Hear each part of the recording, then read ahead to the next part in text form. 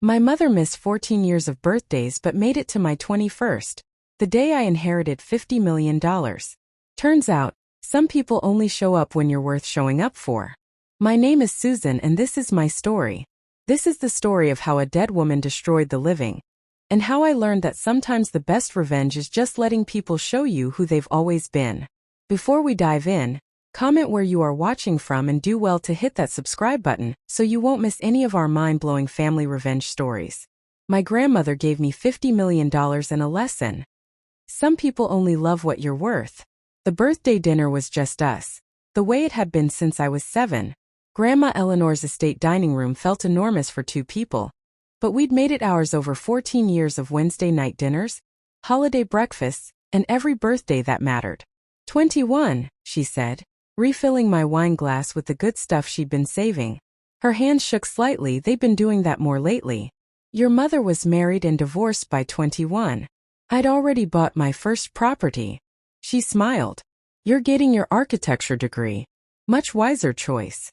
I'd learned not to flinch at Mom mentions. Brenda was a ghost we occasionally acknowledged but never invited in. I have something for you. Eleanor slid a leather portfolio across the mahogany table. Open it. Inside. Legal documents, property deeds, financial statements. The Imperial Grand Hotel, her crown jewel. The luxury property she'd built from nothing over 40 years. My hands trembled as I processed the numbers. $50 million. Give or take. Grandma. It's yours. Full ownership transferred today. Happy birthday, Susan. Her eyes were bright, fierce. You earned this by simply being here. Every Wednesday. Every Christmas. Every time it mattered. My throat closed. I don't know how to run a hotel. You'll learn. James will help. And sweetheart. She gripped my hand, suddenly urgent. No matter who asks, no matter what they promise, you hold on to this alone. Control is everything. Never forget that. Who would ask? She just smiled, sad and knowing. I drove home to my studio apartment near campus. Documents in a locked bag, head spinning. At midnight, my phone started vibrating. Text messages, missed calls, voicemails stacking up like a traffic accident. All from a number I deleted years ago but still recognized. Mom? Susan. I just heard the news. Oh my baby, I'm so happy for you. Mom. I'm coming to see you.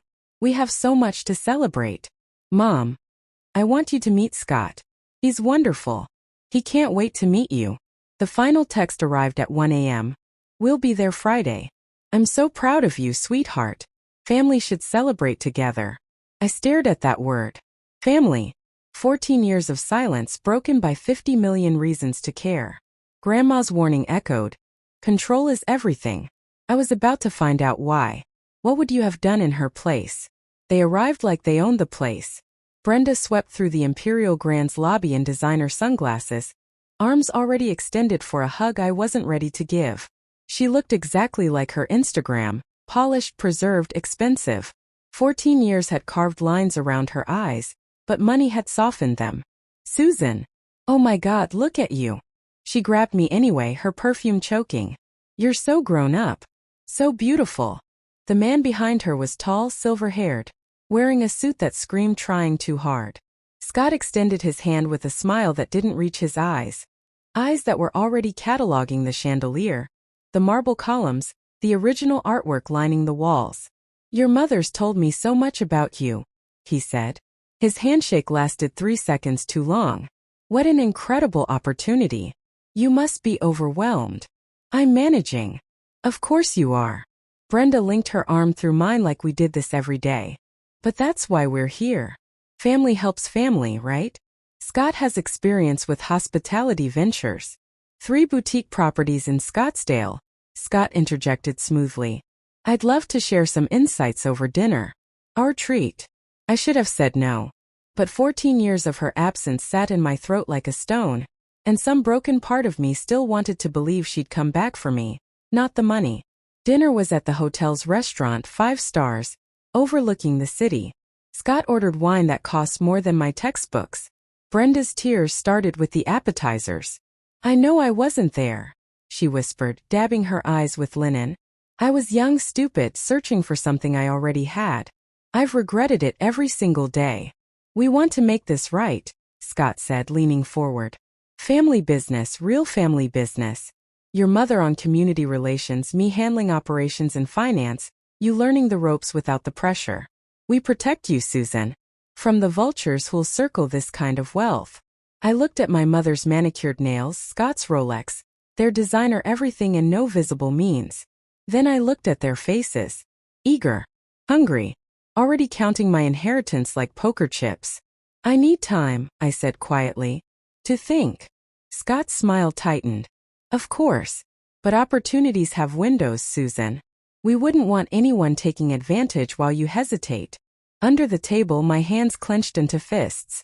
I was looking at the vultures. Should she trust them or trust her instincts? The presidential suite became my bunker. I couldn't go back to my studio apartment. It felt too small, too exposed, like they could find me there. The hotel had been Grandma's and now it was mine. If I was going to fight, I needed to understand what I was fighting for.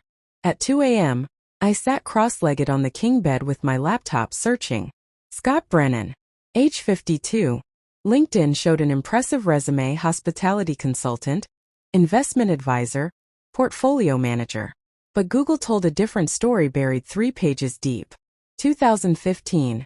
Business partner lawsuit. Allegations of fund misappropriation. Settled out of court. 2017. Chapter 11 bankruptcy: boutique hotel chain dissolved. 2019. SEC investigation into fraudulent investment scheme. Charges dropped due to insufficient evidence. My mother's Instagram painted the picture his resume tried to hide. Bali last month, Paris before that, Milan, Dubai, Santorini. Designer bags, luxury hotels, first-class everything. Her bio. Living my best life with my amazing husband. No job listed.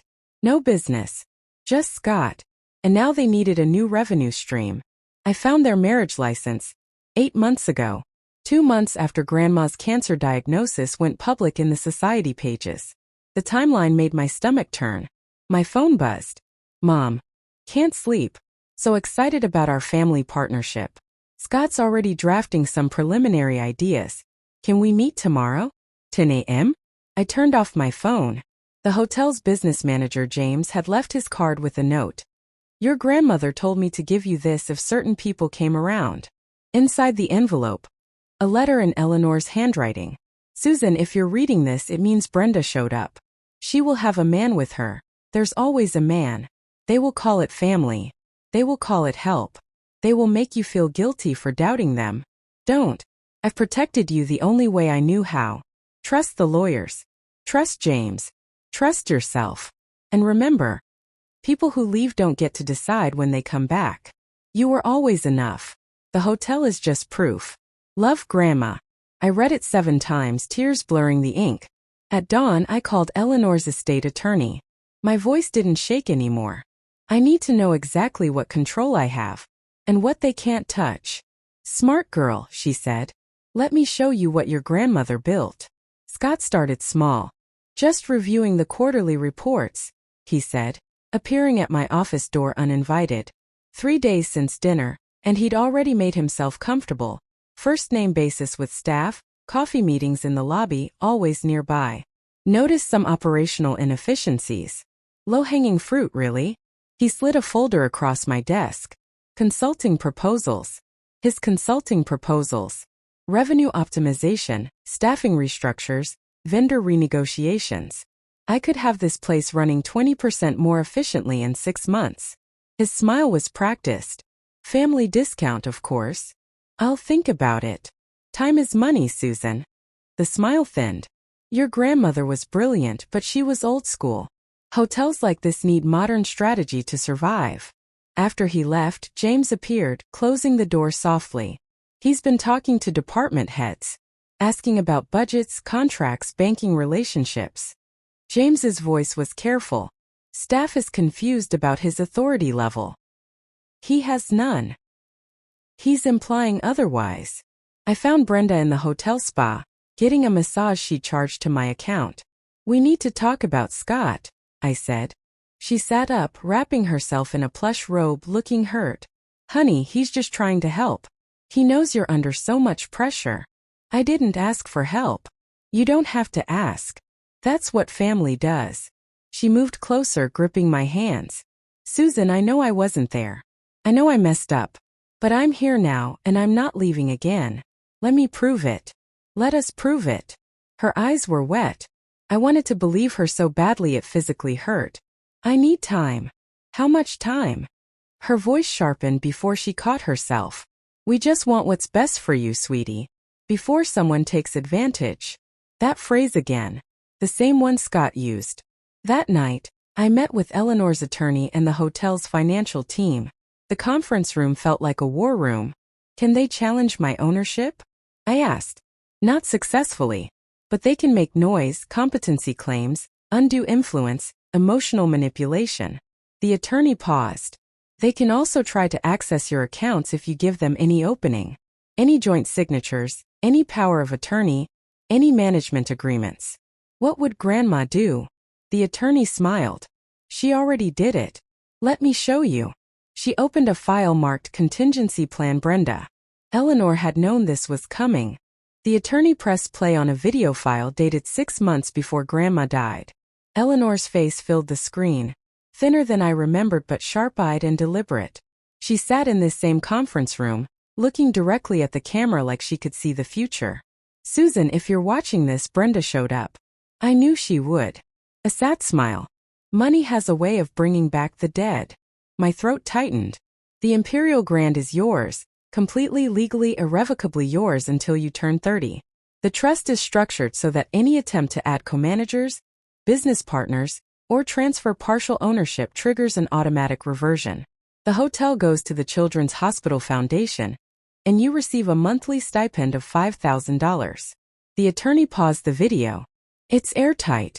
The moment you sign anything giving them control, you lose everything. She built a trap. She built protection. The attorney pulled out another document. There's more. A letter. Handwritten pages cataloging 14 years of Brenda's requests for money. July 2009, $15,000. Emergency. Brenda needed to find herself in Costa Rica.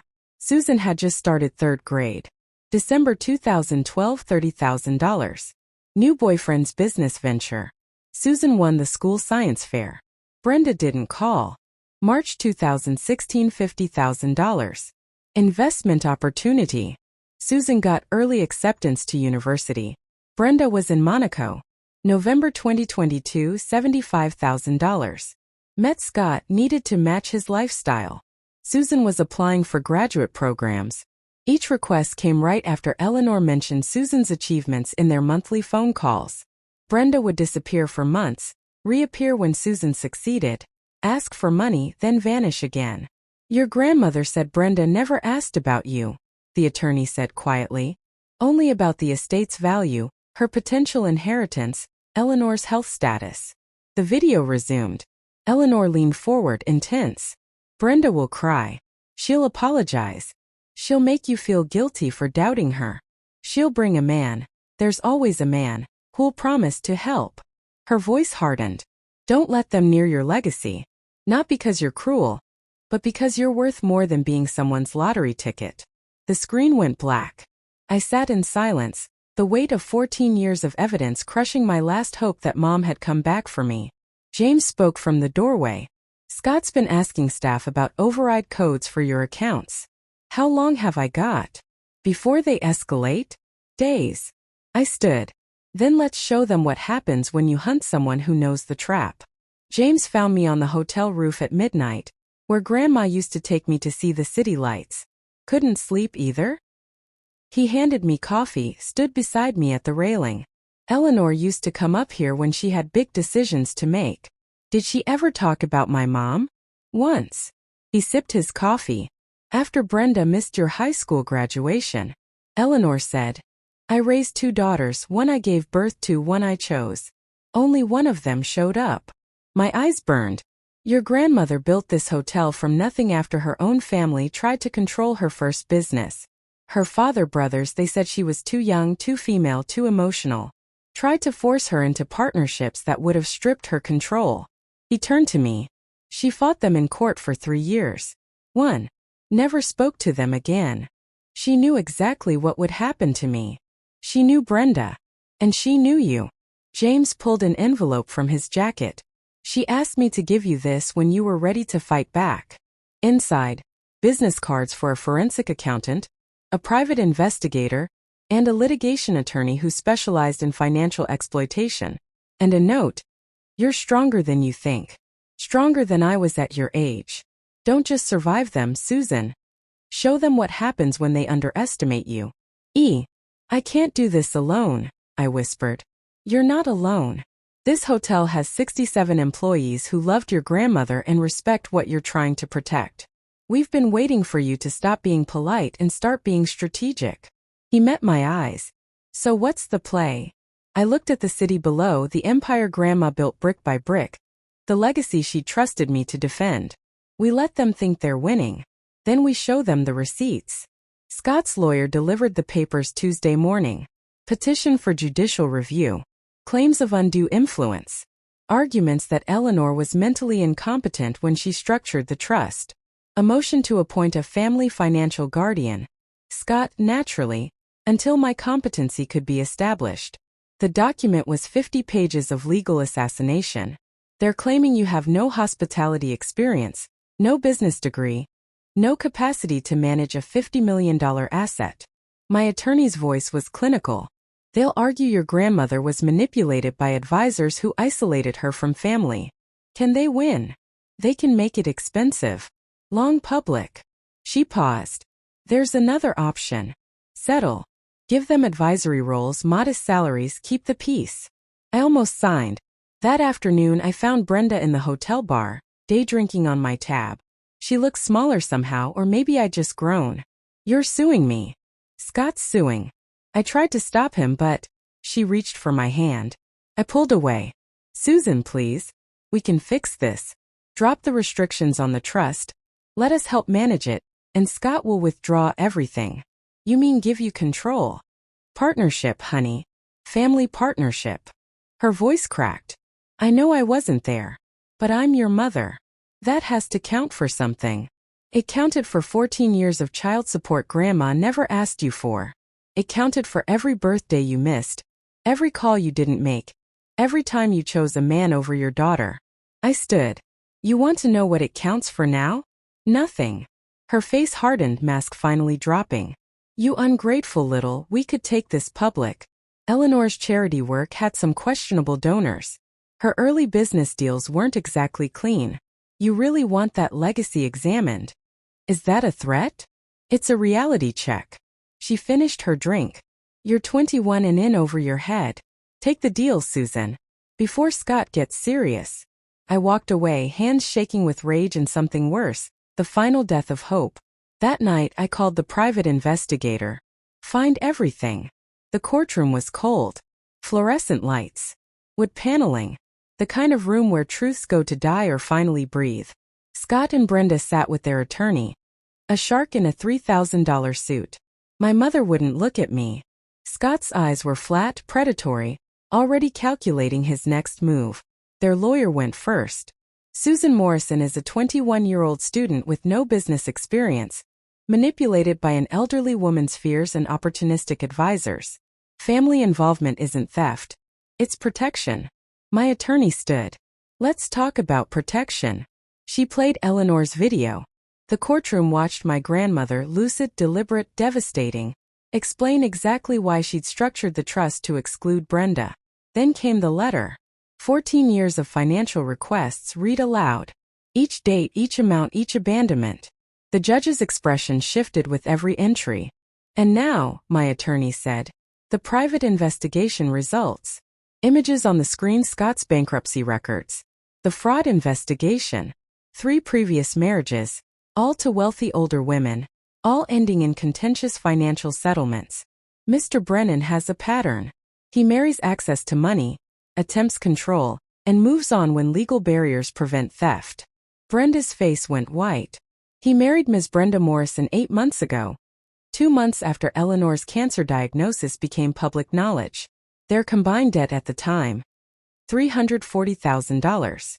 My attorney turned to me. Susan, did your mother contact you at all between ages 7 and 21? Twice. Once when I was 13, she needed somewhere to stay between boyfriends. Once when I was 19, she wanted to borrow money for rent. And after you inherited? 14 missed calls in one night. The judge removed her glasses. I've seen enough. Her ruling was swift. Petition denied. Restraining order issued. Investigation into attempted financial exploitation opened. Scott stood face purple with rage. You'll regret. Mr. Brennan, sit down or be removed. Brenda finally looked at me. No tears this time. Just emptiness where a mother should have been. We're done, I said quietly. The gavel fell like thunder. 8 months later. The Imperial Grand's lobby gleamed under chandeliers Grandma installed in 1987. I stood at the concierge desk reviewing quarterly reports. Revenue up 18%. Staff retention at record highs. Guest satisfaction scores climbing. James appeared with coffee. Board meeting in 20. You ready? Getting there. My architecture degree hung in my office now, next to a photo of Grandma and me from my high school graduation. I'd hired 2 managers, expanded the conference facilities, and started a hospitality scholarship in Eleanor's name. The hotel wasn't just surviving, it was thriving. My phone buzzed. A text from an unknown number. I'm getting divorced. Scott left when the money didn't come through. I know you won't respond, but I wanted you to know you were right about him. About everything. I'm sorry I wasn't the mother you deserved. Mom. I read it twice. Felt nothing. Deleted it. Some apologies come too late to matter. The envelope arrived that afternoon. Final documentation closing the exploitation investigation. Scott faced fraud charges in 2 states. Brenda had given testimony against him in exchange for immunity. They destroyed each other faster than I ever could have. That evening I went to the roof. The city sprawled below, lights flickering like stars that forgot they were burning. I did it, Grandma. I whispered to the wind. I held on. My phone rang. A college friend asking about weekend plans. Normal life creeping back in around the edges of war. I answered, laughing at something simple and true, and realized the inheritance wasn't the hotel. It was knowing I was loved enough to be protected, valued enough to be trusted, strong enough to fight back. Grandma hadn't just left me $50 million. She'd left me proof that I was worth defending. And I'd never forget it again. Thanks for watching my story to the end. Do well to like, comment, and subscribe to stay updated, and be the first to know whenever we drop another story.